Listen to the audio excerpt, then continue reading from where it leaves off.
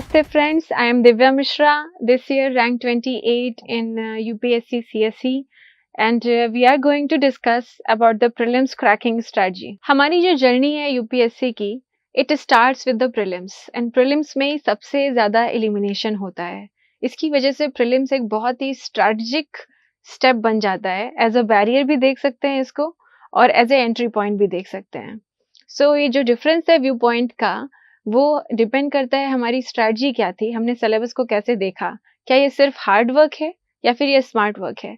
सो इस लेक्चर में I am going to talk about how to crack prelims in the first attempt. And before we go any further I would like to introduce my self. So I am Divya Mishra. I am ranked 28 in UPSC CSE 2020. This is my third attempt. And last year in 2019, I secured rank 312 and I joined the Indian Railway Traffic Services.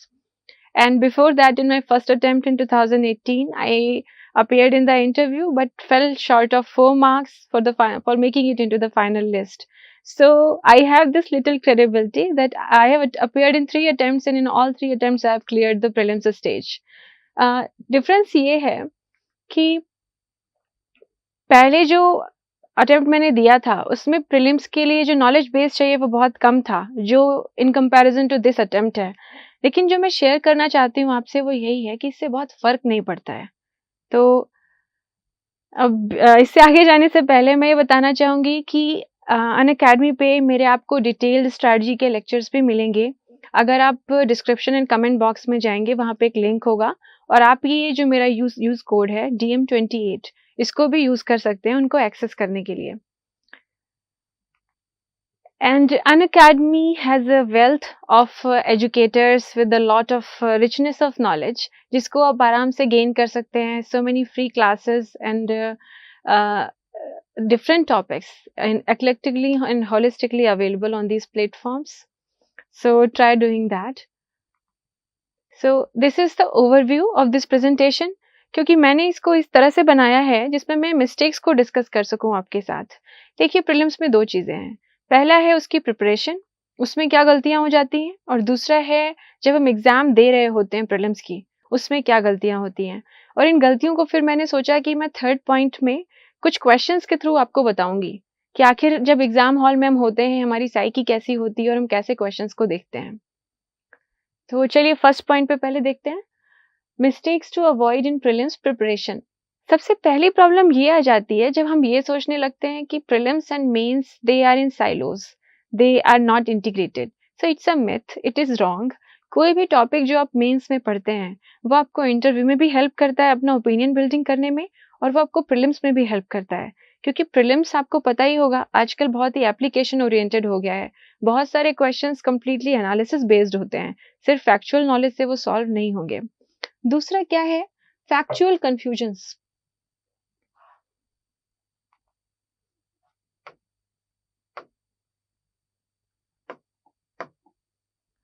Factual confusion से मेरा मतलब है कि अगर आपसे prelims में पूछा जा रहा है रिवर्स के बारे में, रिवर्स के ग्लेशियर लैंडफॉर्म्स के बारे में, या फिर अगर आपसे IMF के जो डिफरेंट मैकेनिज्म्स हैं उनके बारे में पूछा जा रहा है.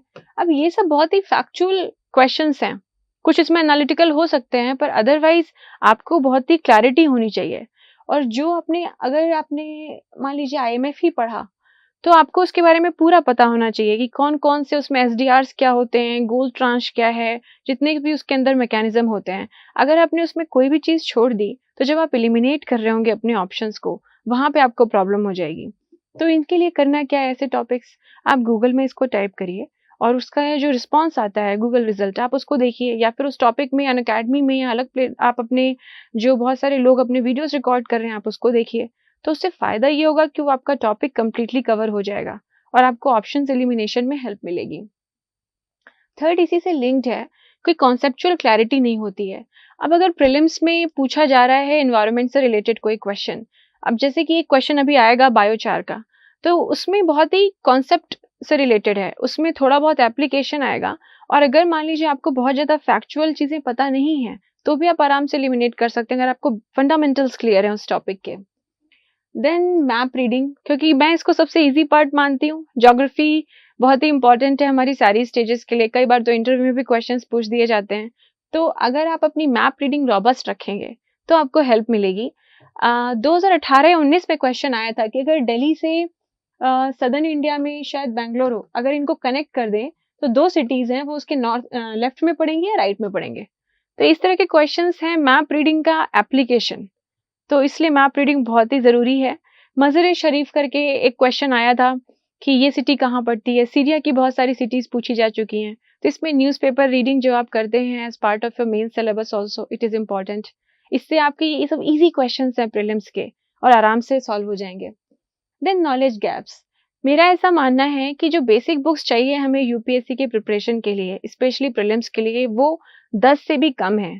फॉर एग्जाम्पल आप अपनी एनसीईआरटीज कवर कर लीजिए। अगर आपको 6, 7, 8 ग्रेड की नहीं करनी तो आप 11, 12 की कर लीजिए। उसके बाद आप जीसी लियोंग ज्योग्राफी के लिए करिए, लक्ष्मीकांत आप पॉलिटी के लिए करिए, और स्पेक्ट्रम कर लीजिए मॉडर्न इंडियन हिस्ट्री के लिए। इसके अलावा सिंघानिया जी की बुक है आर्ट एंड कल्चर की। इस तरह से कुछ बहुत स्पेसिफिक बुक्स हैं हर टॉपिक की।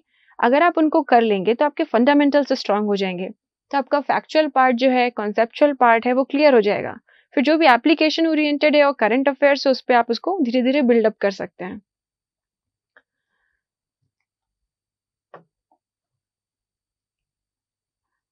तो ये है दूसरा पार्ट इसका, प्रीलिम्स के प्रिपरेशन में प्रॉब्लम क्या हो जाती है। तो मुझे ऐसा लगता है कि रीडिंग सरप्लस हो जाता है और प्रैक्टिस डेफिसिट हो जाती है। हम पढ़ तो बहुत सारा लेते हैं, हमने एल नीनो पढ़ लिया, लालीना पढ़ लिया, इंडियन ओशन डाइपोल पढ़ लिया, लेकिन उस पे जब क्वेश्चंस आएंगे एमसीक्यूज तो हम उसमें एलिमिनेट कैसे करेंगे। कौन सा टेम्परेचर हाई होना चाहिए, या फिर अगर ऑस्ट्रेलिया में कम बारिश हो रही है या फिर इंडियन ओशन में ज़्यादा बारिश हो रही है। तो ये सारे क्वेश्चन सिर्फ उसको पढ़ने से नहीं आएंगे। जब आप उसके एमसीक्यूज देखेंगे तो आपका जो मेंटल प्रोसेस है वो उसी हिसाब से चलेगा। तो एग्जाम में वही एफर्ट कम लगाना पड़ेगा। तो इसलिए प्रैक्टिस बहुत ज़रूरी है।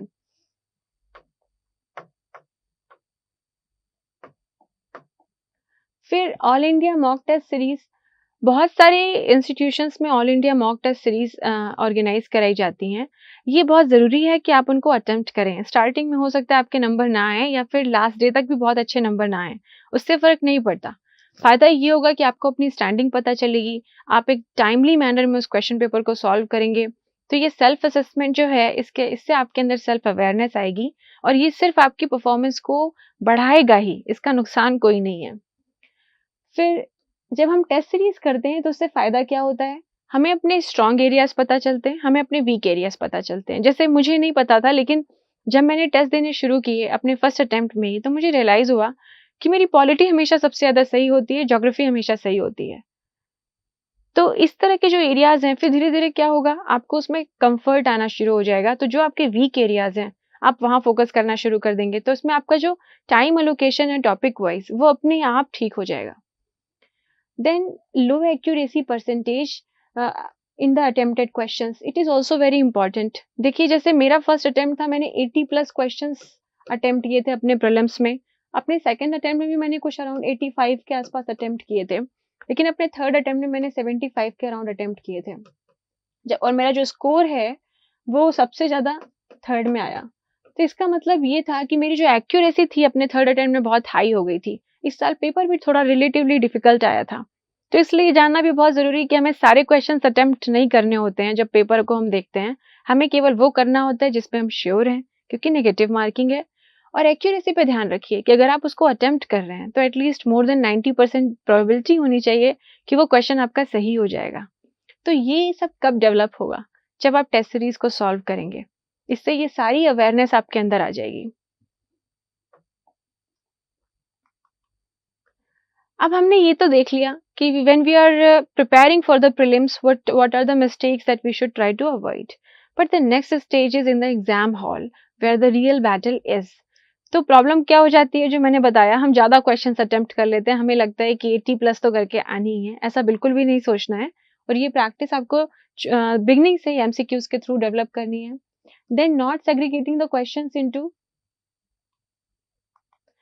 Easy, difficult and very difficult. आपके सामने जब पेपर आया तो उसमें टोटल क्वेश्चंस होंगे 100। अब 100 में से मेरा जो एक्सपीरियंस है वो ये है कि एटलीस्ट 40 के आसपास ऐसे होने चाहिए जो आपको पता होना चाहिए कि ये मुझे आ गए, ये मेरे सही होंगे। 40 के आसपास जनरली ये वेरी भी कर सकता है, +-5 क्वेश्चंस। उसके अलावा जो क्वेश्चंस है वो मॉडरेट या फिर वेरी डिफिकल्ट रेंज में जा सकते हैं। तो उसके लिए क्या करना होता है, जब आपने क्वेश्चन पेपर को देखा तो आप उस समय सबसे पहले जो आपको क्वेश्चंस आ जा रहे हैं उनको आपने सॉल्व कर लिया। जब आपने उनको कर लिया, आप श्योर हो गए कि मैंने इतना कर लिया, फिर आप अगले राउंड पे जाइए, दोबारा क्वेश्चन पेपर पढ़िए, जो आपने क्वेश्चंस नहीं अटेम्प्ट किए आप उनको देखिए, फिर आपने उनको कुछ कर लिया, फिर थर्ड में ऐसे करके 3-4 बार आप जो क्वेश्चन पेपर को देखेंगे तो फाइनली आपने काफी क्वेश्चन लगा लिए होंगे after a calculative and quantitative assessment. इससे आपकी प्रोबेबिलिटी ऑफ सक्सेस बढ़ जाती है। पैनिक नहीं होना है। कई बार क्वेश्चन पेपर डिफिकल्ट आ जाता है या फिर बहुत सारे और साइकोलॉजिकल इश्यू होते हैं, पर पैनिक से इतना श्योर है नंबर तो नहीं बढ़ेंगे, जो आ रहे थे वो भी कम हो जाएंगे। तो पैनिक मैनेजमेंट स्ट्रेटजीज बहुत जरूरी हैं। Studying till the last day, it's bad, do not do this.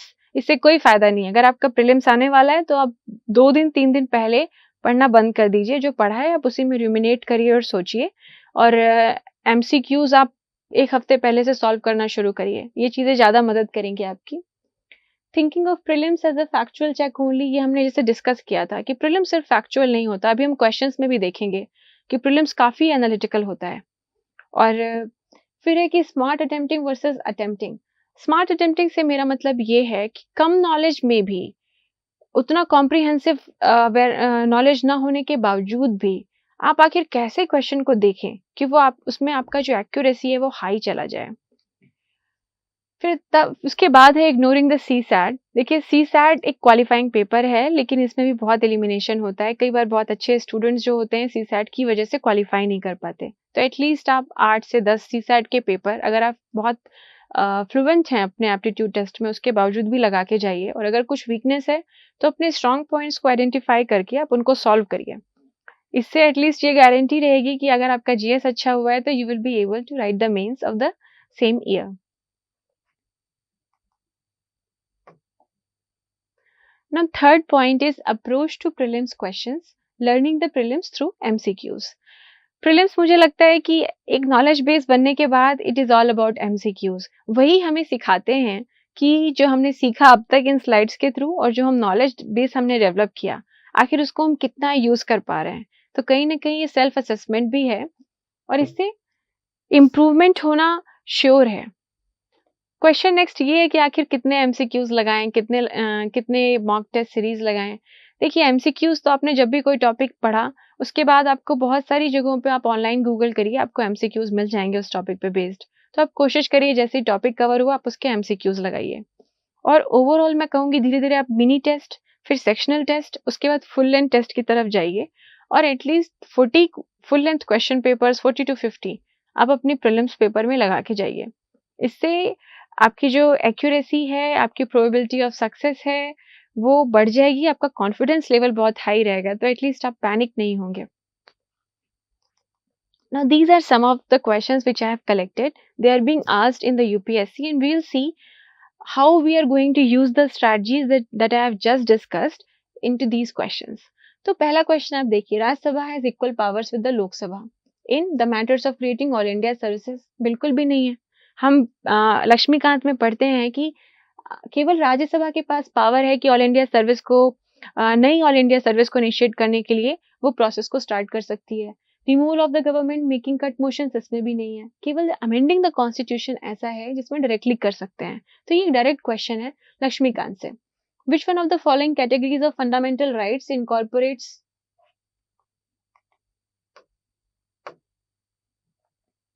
Incorporates a protection against the untouchability.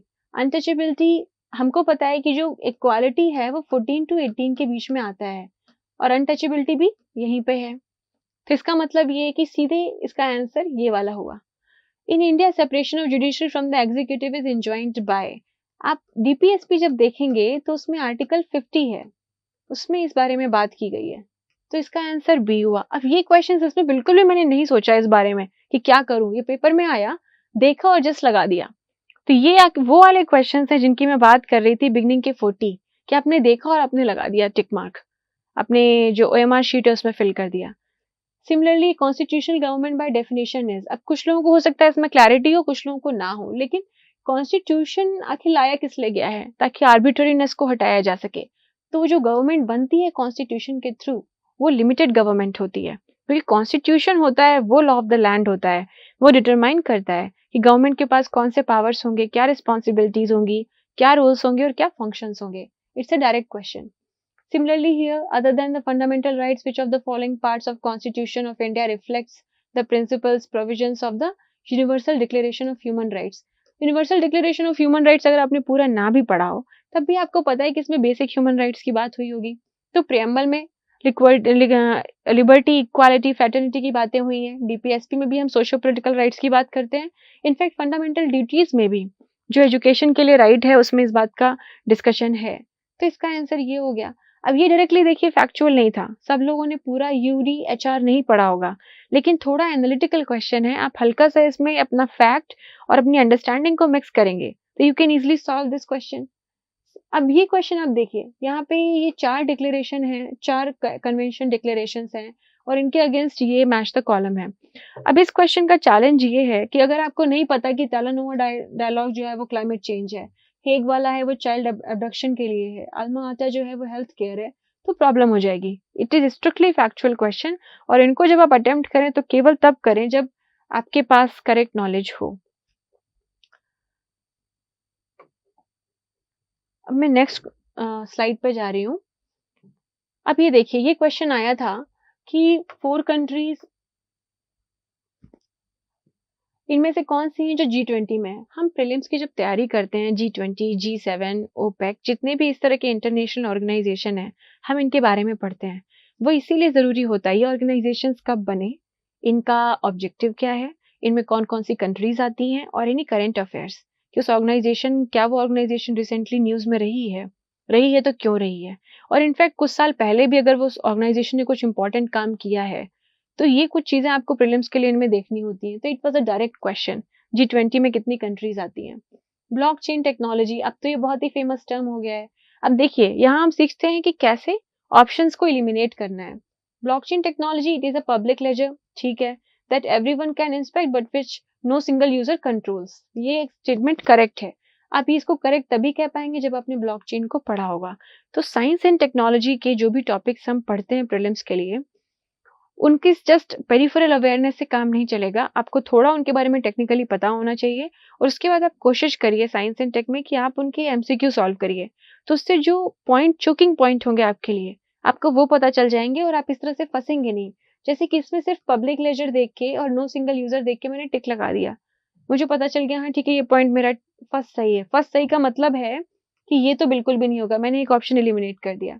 अब देखिए, the structure and design of blockchain is such that all the data in it are about crypto currency only. अब जब भी कभी only लिख के आता है, इसने बहुत रिस्ट्रिक्ट कर दिया है इस स्टेटमेंट को। नाउ रीड ट्वाइस, क्या सिर्फ क्रिप्टो करेंसी के लिए यूज होता है? ऐसा तो बिल्कुल भी नहीं है। हम तो ब्लॉकचेन टेक्नोलॉजी के यूज की बात कर रहे हैं, जो आपके हेल्थ रिकॉर्ड्स हैं उनके लिए, इंश्योरेंस रिकॉर्ड्स के लिए और ऑनलाइन ट्रेडिंग के लिए।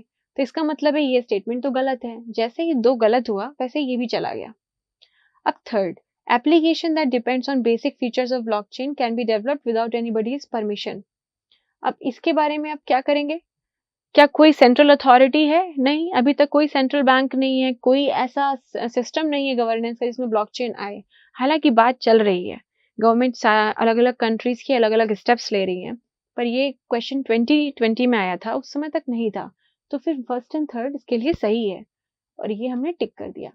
तो आप देख सकते हैं कैसे completely factual and analytical and some questions like this which are understanding based। Artificial intelligence, अब ये क्वेश्चन मैं पढ़ूंगी नहीं, लेकिन अगर आप इस क्वेश्चन को देखेंगे तो ये बड़ा ही इंट्यूटिव इसका आंसर है।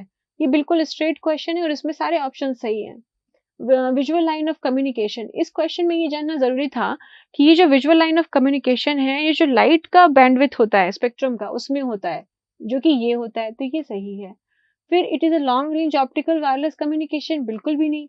आपको पता ही है कि ये लाइट के थ्रू होता है, तो जब भी कभी ऑब्स्टिकल आएगा तो इसमें जो इसकी एफिशिएंसी है वो कम हो जाएगी, इसलिए वायरलेस बहुत अच्छा नहीं है, ना ये लॉन्ग रेंज है, इट इज शॉर्ट रेंज। तो it's a direct elimination.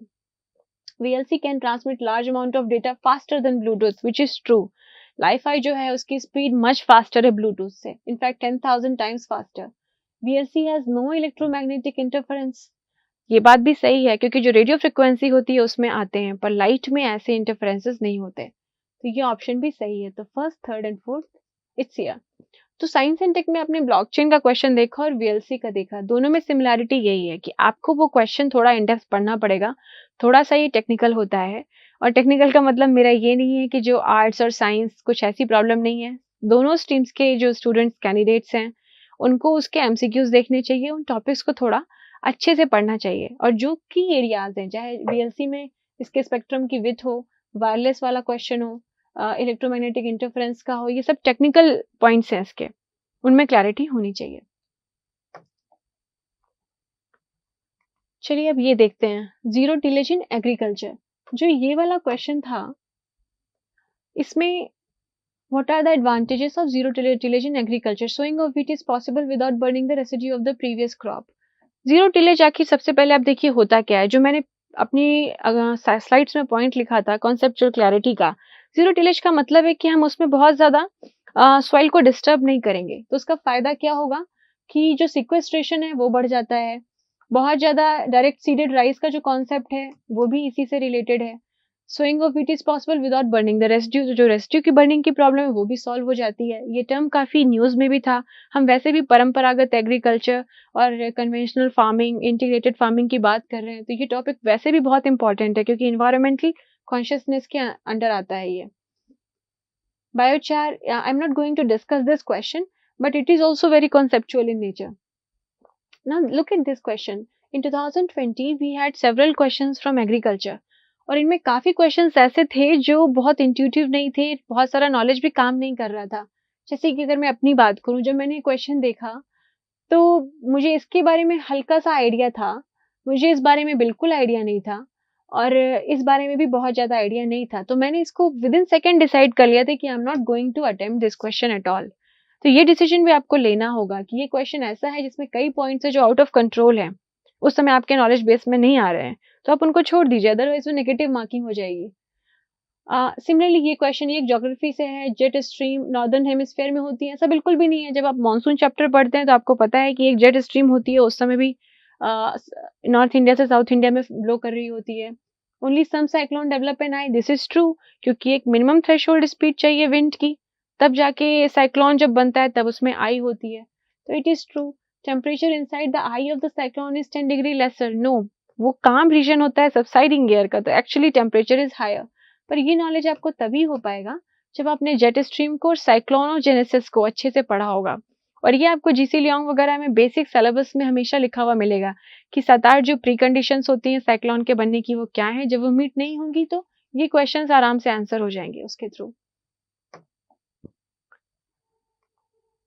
So this was the discussion of the prelims questions. I really hope it was helpful to you, and all the best for the preparation and happy learning. Thank you.